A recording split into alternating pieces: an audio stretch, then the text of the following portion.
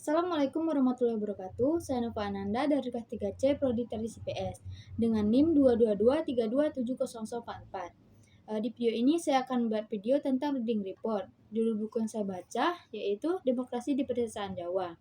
Buku ini ditulis oleh Yumiko Wizono Prijono dan Prijono Tiprijanto dan diterbitkan oleh Kosakata Kita, Jakarta 2012. Klasifikasi buku ini adalah sejarah politik.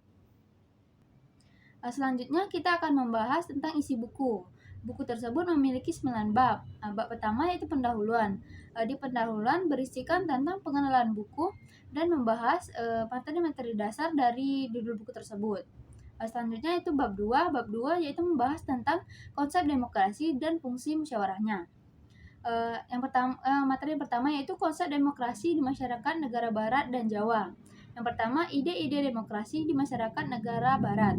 Dasar demokrasi dalam pikiran barat dikembangkan oleh tujuan dan cara mencapai tujuan tersebut. Tujuan ini didefinisikan sebagai keadilan sosial dan ekonomi serta kebebasan politik. Inilah tujuan yang ingin dicapai dalam masyarakat yang bersifat egalitarian secara ekonomi, politik, dan sosial, di mana dimungkinkan bagi siapa saja memperbaiki posisinya tanpa pembatas oleh orang lain, kecuali melalui persaingan yang wajar. Yang kedua yaitu membahas tentang keadaan demokrasi di pedesaan Jawa. Konsep di atas tidak cocok benar dengan keadaan masyarakat Jawa yang bersifat tradisional, di mana wibawa masih menumbuhkan hubungan-hubungan yang berasal dari kekeluargaan, saling bergantung secara ekonomis, dan keadilan sosial yang tidak keseimbangan sebagainya. Konsep orang Jawa terhadap dunia menyatakan bahwa semua orang mempunyai sifat, kemampuan, nasib, dan kemalangan, status, gengsi, dan kedudukan yang berbeda-beda. Perbedaan antara pemimpin elit dan pengikut ditekankan. Semua orang diberkati dengan kebebasan bertindak dan berpikir yang berbeda dengan orang lain, asal ia memperhatikan suatu pembatasan yang diterapkan kebudayaan Jawa dan tidak mengganggu perhubungan kerukunan secara menyeluruh. Selanjutnya yaitu bab ketiga. Bab ketiga menjelaskan tentang fungsi lurah di pedesaan Jawa atau arti lurah bagi masyarakat desa. Yang pertama yaitu lurah sebagai pemimpin formal.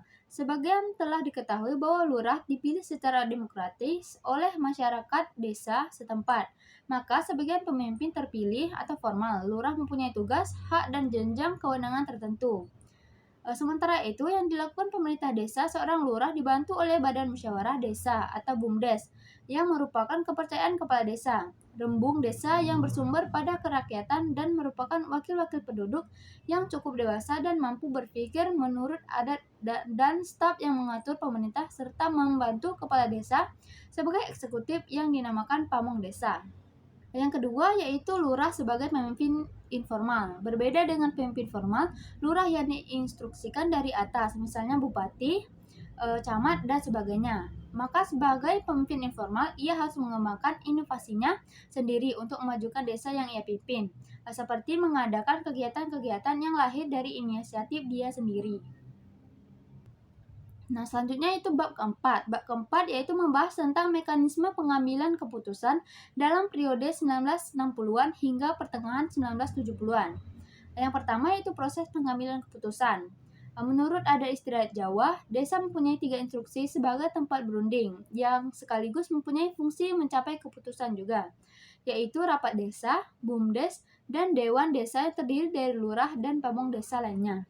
Yang kedua yaitu lurah dan demokrasi desa. Kemunduran demokrasi desa disebabkan oleh meningkatnya fungsi ekonomi lurah yang secara terus-menerus sebagai pemilik luas tanah sejak periode penjajahan, disertai pula oleh pertumbuhan penduduk dan pemindahan tanah komunal menjadi tanah pribadi, sedangkan kekuatan lurah di desa bertambah.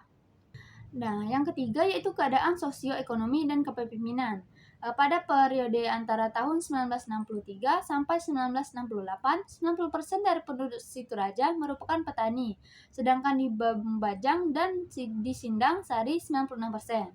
Di desa Purwadadi, di mana hanya sepertiga penduduk bekerja dalam sektor pertanian, merupakan suatu pengecualian. Jadi ketiga desa pertama merupakan masyarakat pertanian dan Purwadadi lebih bersifat ke daerah kota. Nah, Dan yang keempat yaitu proses pengambilan keputusan dalam kasus-kasus yang khusus. Keputusan terakhir terjadi dalam rapat desa, karena menurut adat, proyek-proyek pengembangan desa harus disetujui oleh rapat desa. Di lain pihak, di desa Kebon Dalem dan Oro-Oro Ombo, keputusan-keputusan ditentukan oleh lurah saja atau pemimpin-pemimpin informal saja. Rapat desa tidak diadakan. Selanjutnya yaitu bab kelima, yaitu membahas tentang transisi sosial ekonomi. Yang pertama yaitu hubungan patron-klien. Menurut James Scott, hubungan patron-klien adalah kasus yang khusus dari ikatan antara kedua belah pihak yang terlibat dalam persahabatan instrumental. Dalam yang sama, berada di status sosial ekonomi yang lebih tinggi atau patron menggunakan pengaruh dan kekayaan untuk memberikan proteksi dan atau manfaat kepada orang yang ada dalam status yang lebih rendah atau klien, yang di pihaknya membalas perlindungan ini dengan pemberian dukungan secara umum dan bantuan termasuk pelayanan pribadi kepada patron.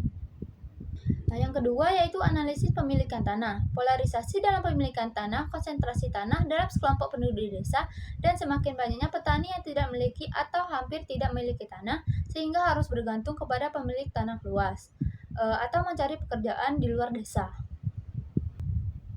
Selanjutnya itu bab ke-6 membahas tentang kecenderungan dari kepemimpinan lurah. Yang pertama yaitu perubahan administrasi. Pada saat sekarang, administrasi atas desa kelihatannya menjadi tidak lebih baik dari satu badan melaksanakan apa yang diperintahkan dari atas oleh administrasi atasan desa atau supra-village. Misalnya, pemerintah pusat mempunyai petugas langsung dalam masalah pertanian, yaitu PTD, Pamung Tani Desa, di tingkat desa. Yang kedua yaitu pengaruh dari orang-orang luar desa. Perubahan dalam kepemimpinan lurah memiliki dua aspek. Pertama adalah kemunduran kepemimpinan politis lurah dalam hubungannya dengan wibawa di tingkat atas sambil menguatkan kekuasaan ekonominya. Kedua adalah penguatan kekuasaan lurah dengan bantuan orang-orang luar seperti penasihat tentara, partai politik ataupun petugas kecamatan.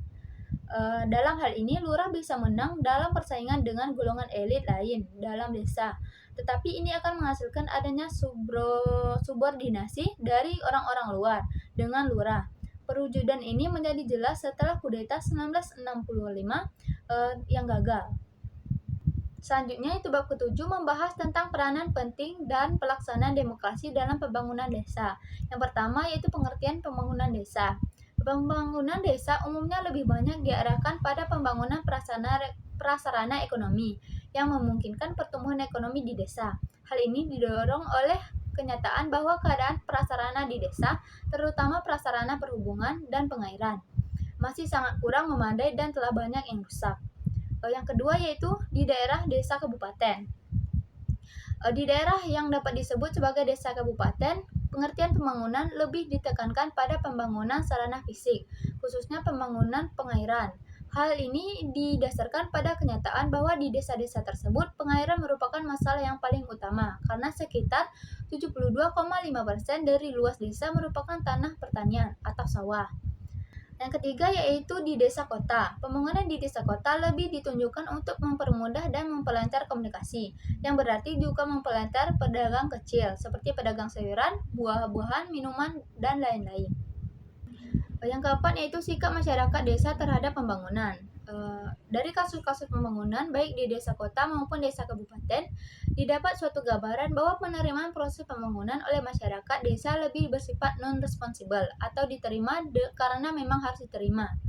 Sikap ini lebih banyak ditentukan oleh pedagang di daerah Jawa, khususnya bahwa kepala desa adalah bapak yang bijaksana. Selanjutnya itu bab ke-8 membahas tentang lurah dalam pembangunan desa. Yang pertama yaitu peranan lurah dalam menggerakkan pembangunan. Pertama, kepala desa di kebanyakan daerah di Indonesia mempunyai wewenang yang betul-betul nyata. Bahkan dapat dikatakan bahwa mereka merupakan raja kecil di daerahnya. Kedua, kepala desa mempunyai posisi yang kuat sebagai wakil dari pemerintah di desa. Keterlibatannya sebagai pemimpin formal tampak lebih nyata jika dilihat dari mekanisme lain, yang lebih memperkuat lagi ikatan kepala desa dengan pemerintah. Yang kedua yaitu dalam kedudukannya sebagai wakil pemerintah. Sebagai wakil pemerintah di desa, lurah wajib menggerakkan pembangunan yang telah digariskan dari pusat melalui saluran pemerintah daerah. Salah satu usaha yang dijalankan pemerintah daerah Jawa Timur dalam menjalankan pembangunan desa adalah mengadakan lomba desa yang dimulai tahun 1969 sampai 1970. Cara lain untuk meneropong peranan lurah dalam menggerakkan pembangunan di mana ia berdiri sebagai wakil pemerintah adalah usaha menggerakkan swadaya rakyat desa membangun desanya. Nah, yang ketiga yaitu dalam kedudukannya sebagai pemimpin masyarakat. Apabila prakarsa suatu pembangunan desa timbul bukan dari aparat negara, tapi dari rakyat, maka pembangunan akan berjalan lancar dan terus meningkat dan membawa rakyat desa ke arah kemakmuran yang merata. Dan yang terakhir adalah bab ke-9, yaitu penutup. Nah, di pedesaan Jawa, demokrasi dilaksanakan dengan keikutsertaan dalam proses pengambilan keputusan, yang pada prinsipnya dinamakan musyawarah. Keikutsertaan rakyat ini dimaksudkan untuk membina suatu persetujuan dalam masyarakat desa melalui konsultasi, dengan lebih sedikit konflik daripada diatur dengan pemungutan suara terbanyak. Hal ini pernah menjadi dasar dari demokrasi desa di pedesaan Jawa. Baiklah, itulah sedikit materi dari buku Demokrasi di Pedesaan Jawa. Mohon maaf jika ada kesalahan. Saya akhiri. Wassalamualaikum warahmatullahi wabarakatuh.